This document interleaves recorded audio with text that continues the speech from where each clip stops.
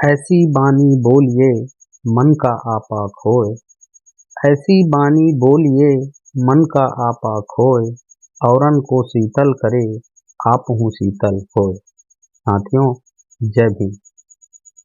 आज हम चमार जातियों के जाति टोटम क्या है, इनका जाति चिन्ह कहाँ से आया, इनके जाति चिन्हों का क्या मतलब होता है, इनके तीज त्योहार, रहन सहन, रीति रिवाज, देवी देवता, जाति टोटम या चिन्ह सिंधु घाटी सभ्यता से क्या संबंध रखता है। साथियों, हम इस आधार पर चमारों को भारत का मूल निवासी क्यों और किस लिए ठहराते हैं।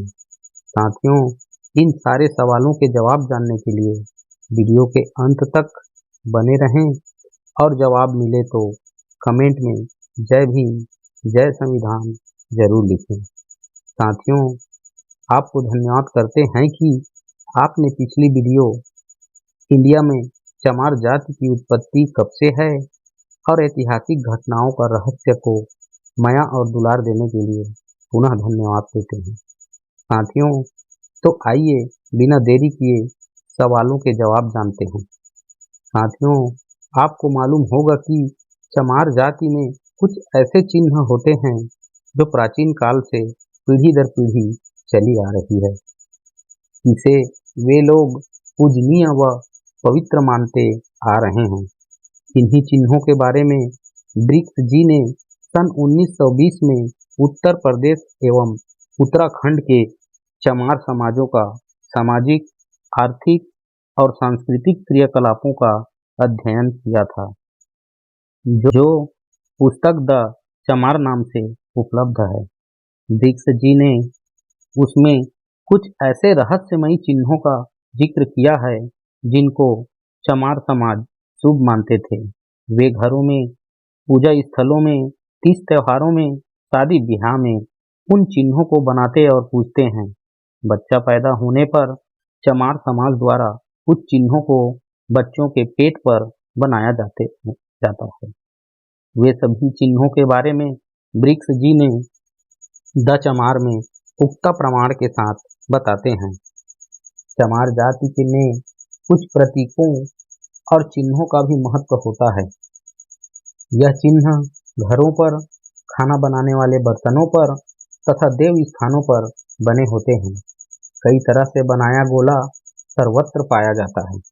यह गोला अंगूठियों में, कंगनों में और अन्य आभूषणों में होता है। दोहरे और अकेले त्रिभुज तथा वर्ग भी सामान्यतः पाए जाते हैं।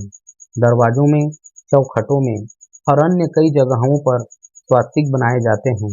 यह वहाँ बना होता है जहाँ परिवार के कुल देवता होते हैं और अक्सर इन चिन्हों को जमीन पर या साथियों भूमिया माता के थान पर बनाया जाता है। इनकी रेखाएं लाल, पीले और काले रंग से या गोबर से बनाई जाती है।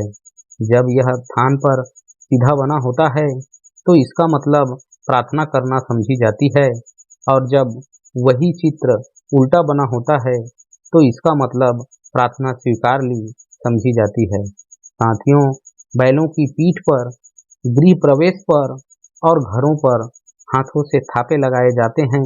घरेलू रीति रिवाजों में इसी तरह के बहुत से चिन्ह बनाए जाते हैं, जो आड़ी तिरछी रेखाएं भी बनाई जाती है। पूजा स्थानों में स्वास्तिक बनाया जाता है। साथियों, आपको जानकर हैरानी हो जाएगी कि ये सारे के सारे चिन्ह सिंधु सभ्यता के खुदाई से मिले मुद्राओं पर सारे चिन्ह मौजूद हैं।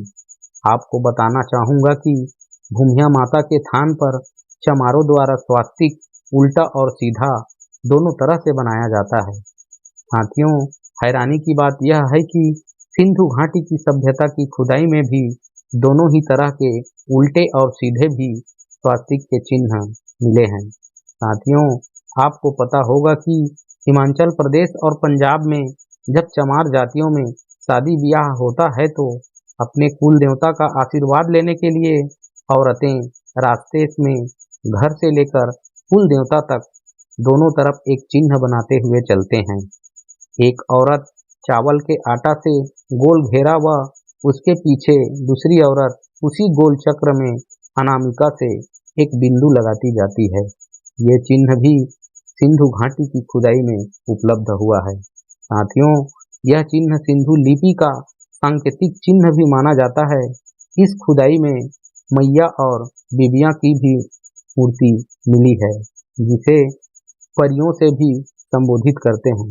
साथियों, सिंधु सभ्यता में प्रमुख देवी भूदेवी या मातृदेवी को माना जाता है। खुदाई में मोहनजोदड़ो और हड़प्पा में इन देवी की मूर्तियां बहुतायत संख्या में मिली है। इसे मातृदेवी इसीलिए कहा जाता है क्योंकि इनमें सर नहीं होता है।